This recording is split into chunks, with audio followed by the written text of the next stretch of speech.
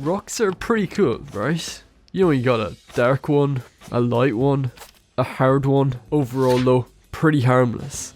Well, for some godforsaken reason, these rocks in particular led to a police hunt involving a transatlantic boat trip, an undercover sting agent operation by the FBI, and for some reason the IRA, and all because of this seemingly inconspicuous Irish island, the Quaker Island Inishclaren, situated on a small country, also an island, in one of the least populated counties, in one of the least populated areas, on a totally uninhabited island. Yeah, it gets pretty quiet here, but what this island lacks in people, it makes up for in the eyes of God.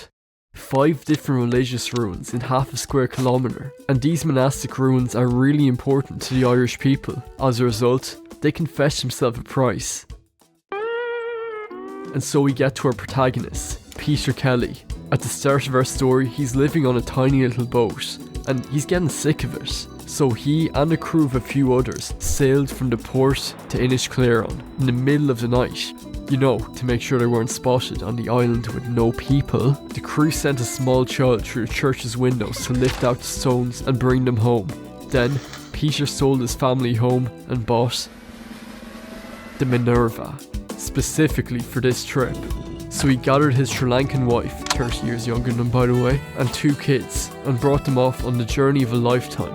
With the green card gold digger wife on board and the unnecessary cargo loaded, he got to the important business. He hid the stones in the floorboard of the boat to avoid customs, completely unnecessarily, as he later told customs they were family relics. The crew sailed from Galway to Miami, and once they arrived, Peter made a call.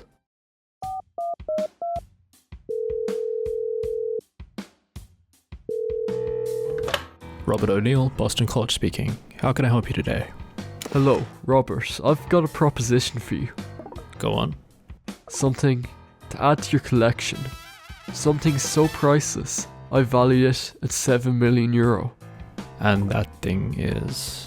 rocks. Yeah, that's basically how the conversation went. Only Peter sold them much better. He did that by lying. Boston College holds one of the best collections of Irish artifacts in the world. So it was Peter's first target. He claimed they were family heirlooms, passed down since the 5th century. Then he brought out more artifacts, all either stolen or fake. Robert was intrigued, but also kinda confused as to how some random guy he never heard of came by all of these highly valuable artifacts. When Peter wasn't able to convince him, he got in contact with the National Museum of Ireland. Coincidentally, Eamon Kelly informed him of 4 gravestones which had recently gone missing off a tiny Longford island. Interesting. He also informed him of a call intercepted by an amateur radio operator. Quote, "A man in Miami was telling his associate in Ireland that his plan to sell Irish antiquities could mean a big donation in NORAD, the Northern Ireland Relief Operation, alleged to have ties with the IRA. Interesting, right? Well, Kelly called O'Neill, O'Neill called the Irish police, the police called the FBI and the president, and things started to heat up. Throughout all of this time, Peter was getting a bit impatient.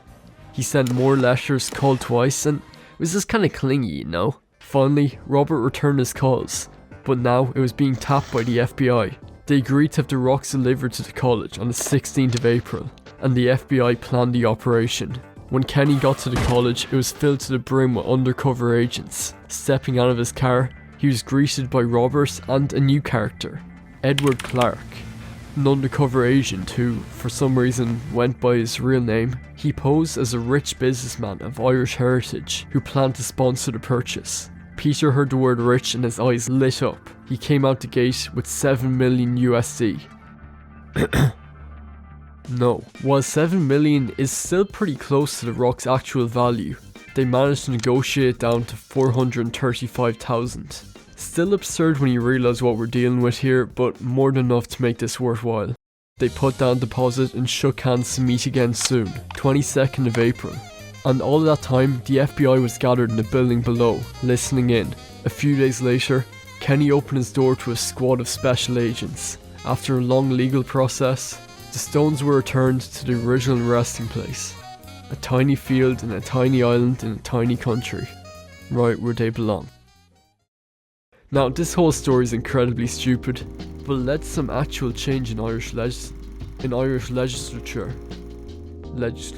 It became illegal to treasure hunt with a metal detector without a license. Just as the Queen intended. Thank you, good luck, and boodaloop.